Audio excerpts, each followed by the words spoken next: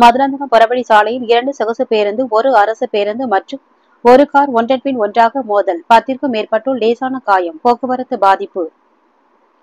செங்கல்பட்டு மாவட்டம் மதுராந்தகம் திருச்சி டு சென்னை புறவழி சாலையில் திருநெல்வேலி மற்றும் மதுரையில் இருந்து சென்னை நோக்கி வந்த சொகுசு பேருந்துகள் 2 மற்றும் விழுப்புரத்தில் இருந்து வந்த ஒரு அரசு பேருந்து மற்றும் கார் ஒன்றன் பின் ஒன்றாக சென்னை நோக்கி வரும்பொழுது மதுராந்தகம் புறவழி சாலையில் அரசு பேருந்து பணிமனை எதிரே ஒன்றன் பின் ஒன்றாக மோதிக்கொண்டதில் பேருந்துகளில் பயணம் செய்தவர்கள் 10ற்கும் மேற்பட்டோர் லேசான காயமடைந்தனர்.